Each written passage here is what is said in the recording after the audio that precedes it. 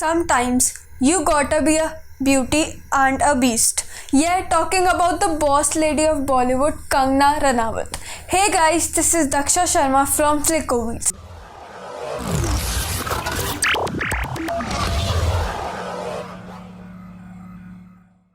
आधे लोग कंगना रनावत को उनकी कंट्रोवर्सी से जानते होंगे, बाकी के आधे लोग उनको उनकी एक्टिंग की वजह से। आप अगर उनके इंटरव्यूज़ देखें, आपकी अदालत के, कॉफ़ी विद करण के, तो आपको एक चीज़ बहुत क्लियरली समझ में आ जाएगी कि अगर पूरा बॉलीवुड भी उनके अगेंस्ट हो ना, तो भी वो अकेली पूरे बॉलीवुड से लड़ सकती है। जो उनके लिए सही है वो सही है, और इसी के चलते बहुत सारे एक्टर्स या एक्ट्रेसेस की आंखों में वो खटकती भी है। बट सीरियसली बताऊं तो मेरे को उनके जैसा बोल्डनेस और एटीट्यूड चाहिए। तो जैसा कि आप सब जानते हैं, हमने रिसेंटली अभी हमारे एक बहुत यंग, ब्राइट, इंटेलिजेंट और आई शुड से एक उभरते हुए सितारे को खो दिया है। आज भी बिलीव नहीं हो रहा कि सुशांत सिंह राजपूत को ये स्टेप उठाना पड़ा। ऐसा लग रहा है जैसे हमने हमारे किसी बहुत ही क्लोज पर्सन को खो दिया। तो जहाँ पे सब सुशांत सिंह राजपूत की डेथ के अलग अलग रीजंस बता रहे थे, अलग अलग पॉइंट रख रहे थे, वहीं पे कंगना ने भी एक वीडियो डाला इंस्टाग्राम पे, जिसमें उन्होंने उनकी डेथ के रीज़न को नेपोटिज्म में बताया। जहाँ पे एक स्टार किड को ये बहुत इजीली मिल जाता है, वहीं पे एक आउटसाइडर को बहुत ज़्यादा डिफ़िकल्टी और स्ट्रगल करके ये पाना पड़ता है। लेकिन फिर भी कोई कंफर्म नहीं है कि उसको वो लेवल मिलेगा या नहीं मिलेगा। कंगना ने बताया कि कैसे सुशांत सिंह ने अपने इंटरव्यू में बोला कि कोई उनको किसी पार्टी में नहीं बुलाता था, या वो लोगों से मिन्नतें करते थे कि कोई जाके उनकी मूवी देखे, वरना बॉलीवुड से उनको बाहर निकाल दिया जाएगा। कैसे गली बॉय जैसी वाहियात मूवी को इतने सारे अवार्ड्स दिए गए, पर छिछोरे जैसी मूवी को एक भी अवार्ड नहीं। सुशांत सिंह राजपूत की काय पोछे को कोई डेब्यू अवार्ड नहीं। तो कंगना हमें एक बहुत अच्छी बात सिखा गई कि लोग आपको नीचे गिराने की कोशिश करते रहेंगे, पर आपको उनकी बातों को अनदेखा करके आगे बढ़ते जाना है।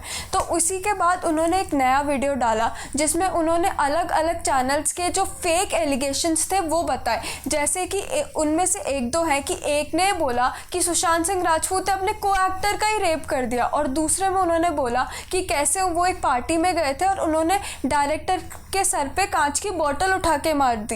Hats off to this lady कि हर चीज़ में अपना स्टैंड लेने के लिए आपको कुछ भी करना पड़े तो वो सही है। एक्टिंग की बात करें तो Kangana is an marvellous actor. वो अपनी एक्टिंग में इमोशंस इतने ब्यूटीफुली प्रेजेंट करती है कि आप उनमें खो जाते हैं। तो आइए अब उनकी हम कुछ सुपरहिट मूवीज़ की बात करते हैं। उसमें से फर्स्ट है क्वीन से कंगना ने इंडस्ट्री में अपनी पहचान बनाई। क्वीन में कंगना ने एक पंजाबी लड़की का रोल निभाया, जिसके फियांसे ने उसको शादी से पहले ही छोड़ दिया था। तो उसके बाद वो डिसाइड करती है कि वो अपने हनीमून पे अकेले जाएंगे। अब उस हनीमून पे उनका क्या क्या वेट कर रहा है, ये तो आपको मूवी देख के ही पता चलेगा। अब आई बिलीव कि मोस्टली सब ने मूवी देख रखी होगी, पर जिसने नहीं देखी वो प्लीज़ ज़रूर जाके देखे। अब आते हैं हमारी दूसरी मूवी पे, जो है तनु वेड्स मनु रिटर्न्स। वैसे तो तनु वेड्स मनु ने ही कंगना ने अपने आप को एक पसंदीदा स्टार बना दिया था, पर मैंने तनु वेड्स मनु रिटर्न इसलिए लिया है क्योंकि उसमें उनके डबल रोल है। एक तरफ है तनु, जो कि बहुत बोल्ड और अट्रैक्टिव है, एंड दूसरी तरफ आती है कुसुम, जो बहुत सिंपल और डिसेंट सी लड़की है। तो तनु वेड्स मनु के लास्ट में आपने देखा था कि कैसे मनु और तनु की शादी हो जाती है, but Tanu weds Manu returns की स्टार्टिंग में उन दोनों के 4 साल के बाद उनकी शादी बिखर जाती है, और तनु उस मनु को मेंटल असाइलम भेज देती है। तो इसके बाद मनु कुसुम नाम की लड़की के पीछे पड़ जाता है, जो बिल्कुल तनु के जैसी दिखती है। अब जब ये बात तनु को पता चलेगी और वो उनकी लाइफ में एंट्री मारेगी तो क्या होगा, ये देखने के लिए मूवी ज़रूर देखें। अब आते हैं हमारी तीसरी मूवी पे, जो है सिमरन संदीप कौर की रियल लाइफ स्टोरी पे बेस्ड है। इसमें कंगना प्रफुल्ल पटेल का रोल निभा रही है, जो कि एक डिवोर्सी है। उन्होंने अपनी सारी सेविंग्स गैम्बलिंग में लुटा दी। अब वो इस डैमेज को रिपेयर करने के लिए बैंक लोन लेती है, और वो उसमें भी फेल हो जाती है। अब वो इसके बाद क्या करेंगी, ये मूवी देख के ही पता चलेगा। तो प्लीज़ ये मूवी ज़रूर देखें।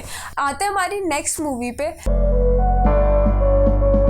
जो कि है पंगा। इसमें कंगना जया का रोल निभा रही है, जो कि एक इंडियन मिडिल क्लास फैमिली से, और वो एक्स वर्ल्ड कबड्डी चैम्पियनशिप की प्लेयर है। इसमें कैसे उसकी शादी हो जाती है और बच्चे हो जाते हैं तो वो कबड्डी छोड़ देती है, लेकिन बाद में उनका बेटा ही उसे कबड्डी में आने के लिए फोर्स करता है और उसका पति भी काफ़ी सपोर्टिव होता है। लेकिन उससे पहले कंगना को अपने इनर कॉन्फ्लिक्ट्स या सोसाइटी की एक्सपेक्टेशंस को मैच करना पड़ेगा। अब वो ये कर पाएंगी या नहीं, ये मूवी देख के ही पता चलेगा आपको। और जिन्होंने ये मूवी नहीं देखी है वो देखे और सीखे कि कैसे अपने सपने पूरे करने की कोई एज नहीं होती। और अगर आपको सिर्फ मोटिवेशन चाहिए, जो इसमें उनके बेटे और उनके पति ने दिखाया। आते हैं हमारी आज की लास्ट मूवी पे, जो है मणिकर्णिका।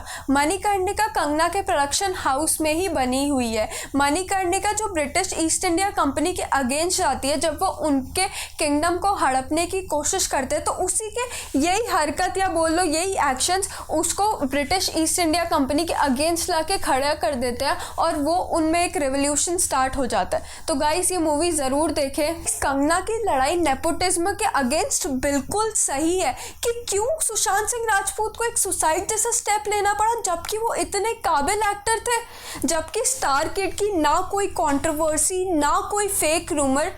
क्यों? तो गाइस मैं कंगना के साथ हूँ और इसमें मैं करती हूँ कि जो डिजर्विंग मूवी होगी आप प्लीज़ उसी को जाके देखें और उस एक्टर को ऊपर पहुँचाए जो ये डिज़र्व करता है, ना कि किसी स्टार किड को कि एक स्टार का बेटा है या किसी डायरेक्टर का बेटा है तो उसकी मूवी अच्छी होगी, ऐसा कहीं ज़रूरी नहीं है।